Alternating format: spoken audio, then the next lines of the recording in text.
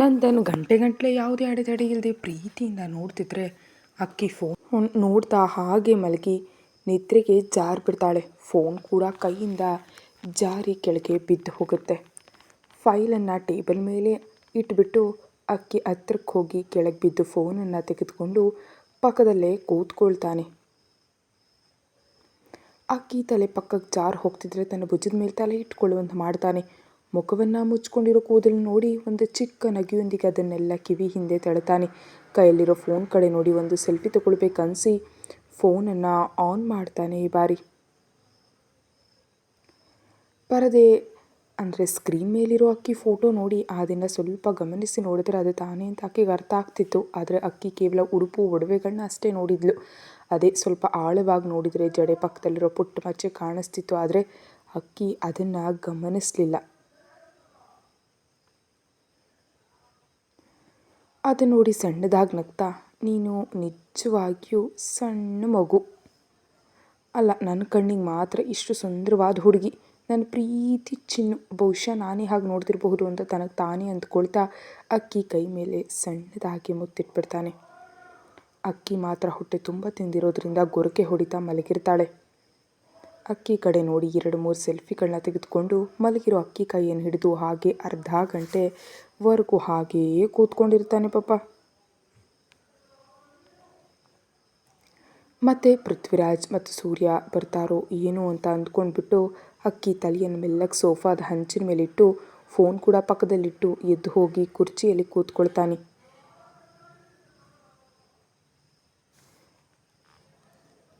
ಒಂದೊಂದೇ ಫೈಲ್ ಪರಿಶೀಲಿಸಲೆ ಮಧ್ಯೆ ಮಧ್ಯೆ ಅಕ್ಕಿ ನೋಡ್ತಾ 1 ಗಂಟೆ ಕಾಲ ಕಳೆದು ಹೋದ ಮೇಲೆ ಪೃಥ್ವಿರಾಜ್ ಅಲ್ಲಿಗೆ ಬಂದೇ ಬಿಡ್ತಾನೆ. ಸಾರಿ ನಂದನ್ ಅಂತ ಪೃಥ್ವಿರಾಜ್ ಕೋಣೆಗೆ ಬರ್ತಿದ್ದಂತೆ ನಂದನ್ ತನ್ನ ನಿರಾಸೆಯನ್ನು ಮರೆಮಾಚ್ತಾ ಪರವಾಗಿಲ್ಲ ಪೃಥ್ವಿರಾಜ್ ಅಂತ ನಗೆ ಬೀರ್ತಾನೆ. ಪೃಥ್ವಿರಾಜ್ ಹಿಂದೆ ತಿರುಗಿ ಮಲಗಿರೋ ಅಕ್ಕಿಯನ್ನು ನೋಡಿ ಹತ್ತಿರಕ್ಕೆ ಹೋಗಿ ಅಕ್ಕಿ ಅಂತ ಕೈಯಿಂದ ತಡ್ತಾ ಇದ್ದಂತೆ ಅಕ್ಕಿ ಎಚ್ಚರಗೊಂಡು ಕಣ್ಬಿಟ್ಟು ನೋಡ್ತಾಳೆ. ಪೃಥ್ವಿರಾಜ್ ಕಾಣಿಸ್ತಿದ್ದಂತೆ ಮಾವಯ್ಯ ಅಂತ ಎದ್ದು ಕೂತ್ಕೊಳ್ತಾಳೆ. ಇನ್ನು ಹೋಗೋಣ ನಡಿ ಅಂತ ಅಂತಿದ್ರೆ ಸರಿ ಅಂತ ತಲೆಯಾಡಿಸಿ ಪಕ್ಕದಲ್ಲಿದ್ದ ಫೋನನ್ನು ತೆಗೆದುಕೊಂಡು ಪೃಥ್ವಿರಾಜ್ ಕೈಗೆ ನೀಡ್ತಾ ಥ್ಯಾಂಕ್ ಯು ಸಾಹೇಬ್ರೆ ಅಂತ ಹೇಳ್ತಾಳೆ. ಅದಕ್ಕವನು ನಗ್ತಾ ತಲೆಯಾಡಿಸಿ ಸಣ್ಣಗೆ ಅಕ್ಕಿ ಕೈಯನ್ನು ಸ್ಪರ್ಶಿಸ್ತಾ ಫೋನನ್ನು ತೆಗೆದುಕೊಳ್ತಾನೆ. ಓಕೆ ನಂದನ್, ನಾವು ಬರ್ತೀವಿ ಅಂತ ಅಂತಿದ್ರೆ ಹಾಂ ಪೃಥ್ವಿರಾಜ್, ಆದರೆ ನಿಮ್ಮ ನಂಬರ್ ಕೊಡಲಿಲ್ವಲ್ಲ ಅಂತ ಟಕ್ಕನೆ ಕೇಳೇ ಬಿಡ್ತಾನೆ. ಓ ಸಾರಿ ನಂದನ್, ಮರ್ತು ಹೋದೆ ಅಂತ ತನ್ನ ಮೊಬೈಲ್ ಸಂಖ್ಯೆಯನ್ನು ಹೇಳ್ತಿದ್ದಂತೆ ಗಬಗಬನೆ ಫೋನ್ನಲ್ಲಿ ಸೇವ್ ಮಾಡಿಕೊಂಡು ಸೂರ್ಯನದ್ದು ಕೇಳ್ದಿದ್ರೆ ಚೆನ್ನಾಗಿರೋದಿಲ್ಲ ಅಂತ ಸೂರ್ಯನನ್ನೂ ಕೇಳಿ ನಂಬರ್ ತೆಗೆದುಕೊಳ್ತಾನೆ. ಪೃಥ್ವಿರಾಜ್ ಕೂಡ ತನ್ನ ನಂಬರನ್ನು ನೀಡಿ ಒಬ್ರಿಗೊಬ್ರು ಬಾಯ್ ಹೇಳ್ಕೊಂಡು ಅಲ್ಲಿಂದ ಹೊರಡ್ತಾರೆ. ಅಕ್ಕಿ ಹೊರಟು ಹೋಗ್ತಿದ್ರೆ ತುಂಬ ಬೇಸರ ಆಗ್ತಿದೆ ಇಲ್ಲಿ ಪಾಪ ನಂದನ್ಗೆ. ಅಕ್ಕಿ ಬಾಗಿಲ ಹತ್ರ ಹೋಗ್ತಾ ಇದ್ದಂತೆ ಹಿಂದೆ ತಿರುಗಿ ನಂದನ್ ಕಡೆ ನೋಡಿ ಒಂದು ಚಿಕ್ಕ ನಗೆ ಕೊಟ್ಟು ಟಾಟಾ ಅಂತ ಕೈಯನ್ನು ಆಡಿಸ್ತಾಳೆ. ಕುಗ್ಗಿದ ನಂದನ್ ಮುಖ ಅಕ್ಕಿ ಟಾಟಾ ಅಂತ ಹೇಳ್ತಿದ್ದಂತೆ ತಕ್ಷಣ ದೀಪದಂತೆ ಬೆಳಗಿ ತಾನು ಕೂಡ ಬಾಯನ್ನು ಹೇಳ್ತಾನೆ. ಅಕ್ಕಿ ಕಣ್ಣಿಗೆ ಕಾಣದಂತೆ ದೂರ ಆಗ್ತಿದ್ದಂತೆ ಪರವಾಗಿಲ್ಲ ಬಿಡು, ಇನ್ನೊಂದು ತಿಂಗಳು ಕಳೆದ್ರೆ ಇಲ್ಲೇ ಕಾಲೇಜ್ನಲ್ಲಿ ತಾನೇ ಇರ್ತಾಳೆ, ಆಗ ನೋಡ್ಕೊಳ್ಬಹುದು ಅಂತ ತನಗೆ ತಾನೇ ಹೇಳಿಕೊಂಡು ಕುರ್ಚಿಯಲ್ಲಿ ಆರಾಮವಾಗಿ ಕೂತ್ಕೊಳ್ತಾನೆ. ಅಕ್ಕಿ ಪೃಥ್ವಿರಾಜ್ ಜೊತೆಗೆ ಊರಿಗೆ ಹೋಗೋದಕ್ಕೆ ಕಾರನ್ನು ಹತ್ತುತ್ತಾಳೆ.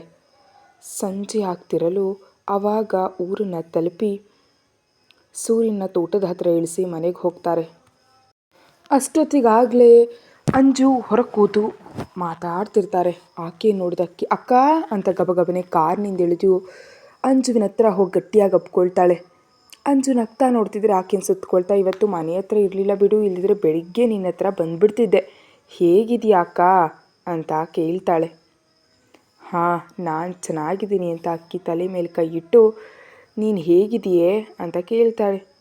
ನನಗೇನಕ್ಕ, ನಾನು ಸೂಪರ್, ಯಾವಾಗಲೂ ಸೂಪರಾಗೇ ಇರ್ತೀನಿ.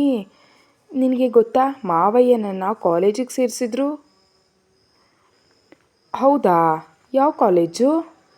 ಸಿದ್ಧಾರ್ಥ್ ವಿಶ್ವವಿದ್ಯಾಲಯ. ಆ ಕಾಲೇಜಾ? ಚೆನ್ನಾಗಿರುತ್ತೆ. ಆದರೆ ದೂರ ಆಗಲಿಲ್ವಾ ಅಂತ ಇದ್ದರೆ ಪೃಥ್ವಿರಾಜ್ ಕೂಡ ಕೈಯಲ್ಲಿ ಚೀಲ ಹಿಡ್ಕೊಂಡು ಬರ್ತಾ, ಒಂದು 10 ಕಿಲೋಮೀಟ್ರ್ ಅಕ್ಕಿಯನ್ನು ಕರ್ಕೊಂಡು ಹೋದರೆ ಅಲ್ಲಿವರೆಗೆ ಬಸ್ ಬರುತ್ತೆ ಅಂತ ಹೇಳ್ತಾ ಆ ಚೀಲವನ್ನು ಯುಕ್ತಾಳ ಕೈ ಕೊಡ್ತಾನೆ. ಮತ್ತು ಪ್ರತಿದಿನ ಅಂದರೆ ಅಪ್ಪನಿಗೆ ಆಗೋದಿಲ್ವಲ್ಲ ಮಾವಯ್ಯ. ಭಾವನ ಅಗತ್ಯ ಇಲ್ಲ, ಶಾಲೆ ಬಸ್ ಬರುತ್ತೆ ತಾನೇ. ಆ ಸಮಯಕ್ಕೆ ಅದನ್ನು ಹತ್ತಿ ಅಲ್ಲಿ ಇಳಿದ್ರೆ ಅಲ್ಲಿಂದ ಕಾಲೇಜ್ ಬಸ್ಸಿಗೆ ಹೋಗಬಹುದು. ಮತ್ತು ಹೇಗೂ ಸಂಜೆ ಅದೇ ಬಸ್ ಇರೋದ್ರಿಂದ ಆ ಬಸ್ನಲ್ಲೇ ಬಂದು ಬಿಡಬಹುದು. ಆದರೆ ಮಾವಯ್ಯ, ಪ್ರತಿದಿನ ಅಷ್ಟು ದೂರದ ಪ್ರಯಾಣ ಅಂದರೆ ಆಯಾಸ ಆಗ್ಬಿಡ್ತಾಳೋ ಏನೋ.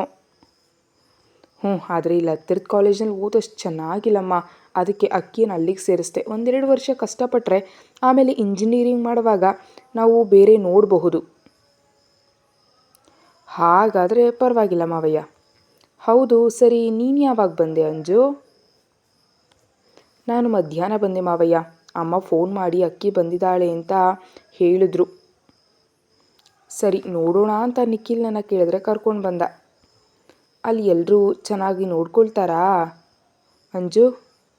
ಪರವಾಗಿಲ್ಲ ಮಾವಯ್ಯ, ಚೆನ್ನಾಗಿ ನೋಡ್ಕೊಳ್ತಾರೆ. ಮತ್ತು ಸಂಜು ಇದಾನಾ? ಅವರ ಬಗ್ಗೆ ಅಂದರೆ ನಾನು ನಿಜಕ್ಕೂ ತಲೆ ಕೆಡಿಸ್ಕೊಳ್ಳೋದಿಲ್ಲ ಮಾವಯ್ಯ. ಅತ್ತೆ ಮತ್ತು ನಿಖಿಲ್ ಚೆನ್ನಾಗಿ ನೋಡ್ಕೊಳ್ತಿದ್ದಾರೆ. ಹಾಂ, ಸರಿ. ಮತ್ತು ಪಾಂಡು?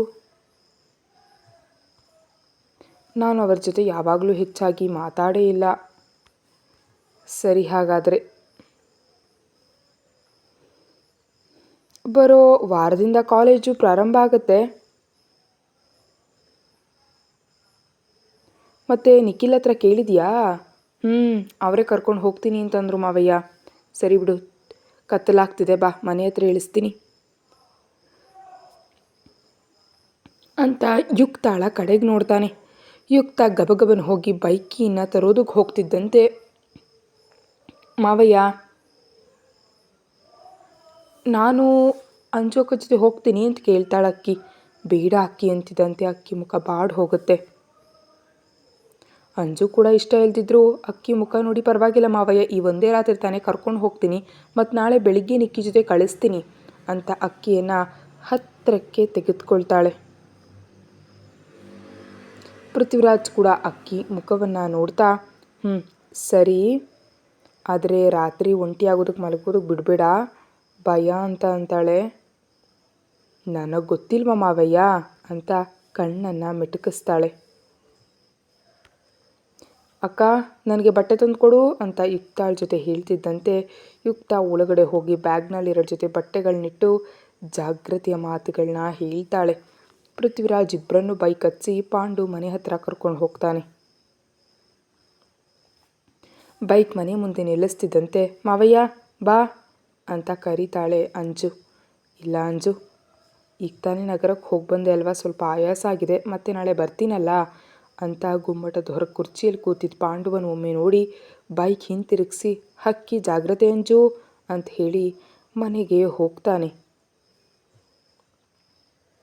ಅಷ್ಟೊತ್ತಿಗಾಗಲೇ ಯುಕ್ತ ಪೃಥ್ವಿರಾಜ್ಗೋಸ್ಕರ ಬಿಸಿ ನೀರು ಕಾಯಿಸಿ ಅಡುಗೆಯನ್ನು ಮಾಡ್ತಿರ್ತಾಳೆ. ಪೃಥ್ವಿರಾಜ್ ಆ ಬೈಕ್ ಶಬ್ದ ಕೇಳಿಸ್ತಿದ್ದಂತೆ ಗಬಗಬನೆ ಹೊರಗೆ ಬಂದು ನೀರನ್ನು ಸಿದ್ಧ ಮಾಡಿ ಪೃಥ್ವಿರಾಜ್ ಬಿಚ್ಚಿ ಶರ್ಟ್ ತೆಗೆದುಕೊಂಡು ಹೋಗಿ ಪಕ್ಕದಲ್ಲಿ ಹಾಕಿ ಟವಲ್ ತಂದು ಕೊಡ್ತಾಳೆ.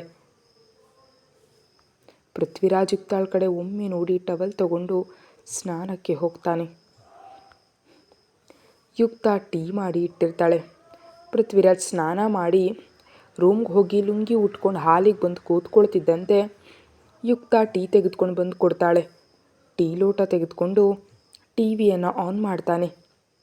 ಯುಕ್ತ ವಿಚಿತ್ರವಾಗಿ ನೋಡ್ತಾ ಅಡುಗೆ ಮಾಡೋದು ಮುಗ್ದಿರೋದ್ರಿಂದ ಪೃಥ್ವಿರಾಜ್ ತಂದಿರೋ ಬ್ಯಾಗನ್ನು ಓಪನ್ ಮಾಡಿ ನೋಡ್ತಾಳೆ. ಅಕ್ಕಿ ತಿನ್ನಲಿಕ್ಕಾಗಿ ಇವೆಲ್ಲ ತಂದಿದ್ದಾನೆ ಅಂತ ಅರ್ಥ ಆಗಿ ಅವೆಲ್ಲವನ್ನು ಡಬ್ಬದಲ್ಲಿ ಎತ್ತಿಟ್ಟು ಮತ್ತು ಪಕ್ಕದಲ್ಲಿದ್ದ ಮತ್ತೊಂದು ಬ್ಯಾಗನ್ನು ತೆಗೆದು ನೋಡ್ತಿದ್ದಂತೆ ಅದರಲ್ಲಿರೋ ಮಲ್ಲಿಗೆ ಹೂಗಳು ನೋಡಿ ತಲೆ ಹಿಂದೆ ತಿರುಗಿಸಿ ಪೃಥ್ವಿರಾಜ್ ಕಡೆ ನೋಡ್ತಾಳೆ. ಅವಳು ಮಾಡೋದನ್ನೇ ನೋಡ್ತಿದ್ದಂತಹ ಪೃಥ್ವಿರಾಜ್ ಯುಕ್ತ ನೋಡ್ತಿದ್ದಂತೆ ತಲೆಯನ್ನು ಟಿ ವಿ ಕಡೆ ತಿರುಗಿಸ್ಕೊಂಡು ಬಿಡ್ತಾನೆ.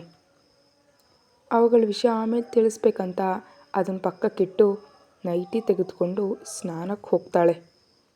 ಯುಕ್ತ ಸುಮ್ಮನಿರೋದ್ರಿಂದ ಪೃಥ್ವಿರಾಜ್ ಏನು ಮಾಡ್ತಿದ್ದಾಳೆ ಅಂತ ಯೋಚನೆ ಮಾಡ್ತಿರುವಾಗಲೇ ಯುಕ್ತ ಸ್ನಾನ ಮಾಡಿ ಒಳಗೆ ಬಂದು ಬೊಟ್ಟಿಟ್ಕೊಂಡು ಮಲ್ಲಿಗೆ ಹೂಗಳನ್ನ ತೆಗೆದುಕೊಂಡು ಪೃಥ್ವಿರಾಜ್ ಹತ್ರ ಹೋಗ್ತಾಳೆ.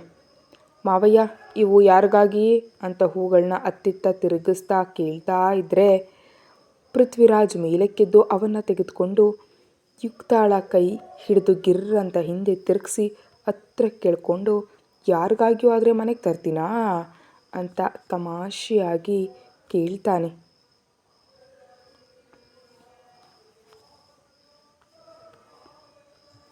ಆ ಮಾತಿಗೆ ಯುಕ್ತ ಮುಖವೆಲ್ಲ ಗುಂಡು ಮಾಡಿಕೊಂಡು, ಯಾರಿಗಾಗೂ ಅಂತ ನಾನು ಸುಮ್ಮನೆ ತಮಾಷೆ ಕೇಳಿದ್ರೆ ನೀನು ಯಾರಿಗೂ ಅಲ್ಲ ಅಂತ ಹೇಳಬೇಕಲ್ವಾ, ಮನೆಗೆ ತರ್ತೀನಾ ಅಂತ ಹೇಳ್ತೀಯ ಮಾವಯ್ಯ ನೀನು ಅಂತ ಅಂತಾಳೆ ಯುಕ್ತ. ಯುಕ್ತಾಳ ಮುಖ ನೋಡಿ ನಗ್ತಾ, ಆಹಾ ಮತ್ತೆ ನೀನು ಕೇಳಿದೆ ಅಲ್ವಾ, ಅದಕ್ಕೆ ನಾನು ಆ ರೀತಿ ಹೇಳಿದೆ ಅಂತ ಅಂತಾನೆ. ಆ ಮಾತಿಗೆ ಯುಕ್ತ ಮುಖವನ್ನು ತಿರುಗಿಸ್ಕೊಳ್ತಾ, ಸಾಕು ನಿನ್ನ ತುಂಟಾಟ ಅಂತ ತಲೆಯನ್ನು ತಿರುಗಿಸ್ಕೊಳ್ತಾಳೆ. ಕೈಯಲ್ಲಿರೋ ಹೂಗಳನ್ನು ಯುಕ್ತಾಳ ತಲೆಯಲ್ಲಿ ಮುಡಿಸಿ ಎದೆ ತುಂಬ ಸುವಾಸನೆ ಹೇಳ್ಕೊಳ್ತಾ ಯುಕ್ತ ಅಂತ ಪ್ರೀತಿಯಿಂದ ಕರೀತಾನೆ. ಯುಕ್ತ ಕೂಡ ನಾಚಿಕೆಯಿಂದ ಇನ್ನು ಕೂಗ್ತಾ ಪೃಥ್ವಿರಾಜ್ ಕೈಯನ್ನು ಗಟ್ಟಿಯಾಗಿ ಹಿಡಿದು ಕಣ್ಣನ್ನು ಮುಚ್ಕೊಳ್ತಾ, ಬಾಗಿಲು ಹಾಕಿದೀಯಾ ಅಂತ ಮೆಲ್ಲಗೆ ಕೇಳಿದಾಗ, ಬೋಲ್ಟ್ ಹಾಕಿಲ್ಲ, ಆದರೆ ಹತ್ತಿರಕ್ಕೆ ಹಾಕಿದ್ದೀನಿ ಯುಕ್ತ. ಹಾಗಾದರೆ ಸರಿ, ಒಂದು ಮುತ್ತು ಕೊಡು ಅಂತ ಮುದ್ದಾಗಿ ಕೇಳ್ತಾ ಇದ್ದರೆ, ಹೋಗು ಮಾವಯ್ಯ ಅಂತ ಅದಕ್ಕಿಂತ ಹೆಚ್ಚು ಮುದ್ದಾಗಿ ಸಿಡುಕ್ತಾಳೆ ಯುಕ್ತ ತನ್ನ ಗಂಡನ ಮೇಲೆ. ಅವಳು ಸಿಡುಕೋದ್ರಲ್ಲಿಯೂ ಪ್ರೀತಿಯೇ ಕಾಣಿಸ್ತಾ ಇರಲು, ಬೆಳಿಗ್ಗೆ ಹೇಳಿದ ವಿಷಯದ ಬಗ್ಗೆ ಯೋಚನೆ ಮಾಡಿದ್ಯಾ ಏನಾದರೂ ಅಂತ ಕಿವಿ ಹತ್ರ ಗುಸುಗುಸು ಅಂತ ಹೇಳ್ತಾನೆ. ಮುಖವನ್ನು ಇನ್ನೂ ಕೆಂಪಗೆ ಮಾಡ್ಕೊಂಡ್ಬಿಟ್ಟು ಅವನು ಹೇಳಿದ ವಿಷಯನೆಲ್ಲ ನೆನಪಿಸ್ಕೊಳ್ತಾಳೆ. ಬಾವಾ ಪ್ಲೀಸ್, ನನಗೇನೋ ಒಂಥರ ಆಗ್ತಾ ಇದೆ ಅಂತ ಸಣ್ಣ ಧ್ವನಿಯಲ್ಲಿ ಹೇಳ್ತಾಳೆ. ನಾನೇನಂದೆ ಅಂತ ತಂಟೆ ಕೋರತನದಿಂದ ಅಂತ ಜಡಿಯನ್ನು ಪಕ್ಕಕ್ಕೆ ಸರಿಸಿ ಅವಳ ಕುತ್ತಿಗೆಯ ಮೇಲೆ ಮುತ್ತಿರ್ತಾನೆ. ಯುಕ್ತ ಪೃಥ್ವಿರಾಜ್ನನ್ನು ಗಟ್ಟಿಯಾಗಿ ಅಪ್ಕೊಳ್ತಾ, ನಿನಗೆ ಗೊತ್ತಾ ಮಾವಯ್ಯ, ಮದುವೆ ಆದಾಗ ನಿನ್ನ ಜೊತೆ ಹೇಗಿರಬೇಕಪ್ಪ ಜೀವನ ಇಲ್ಲ ಅಂತ ಬಹಳನೇ ಭಯಪಟ್ಬಿಟ್ಟಿದ್ದೆ. ಆದರೆ ಕೆಲವೇ ದಿನಗಳಲ್ಲಿ ನೀನು ನನ್ನ ಮನಸ್ಸನ್ನು ಬದಲಾಯಿಸಿ ಇದೋ ಹೀಗೆ ಮಾತಾಡಿದ್ರೆ ನಾಚಿಕೆ ಪಡೋವರೆಗೂ ಕರ್ಕೊಂಡು ಬಂದ್ಬಿಟ್ಟೆ ಅಂತ ತುಂಬಾ ಬ್ಲಷ್ ಆಗಿ ಹೇಳ್ತಾಳೆ.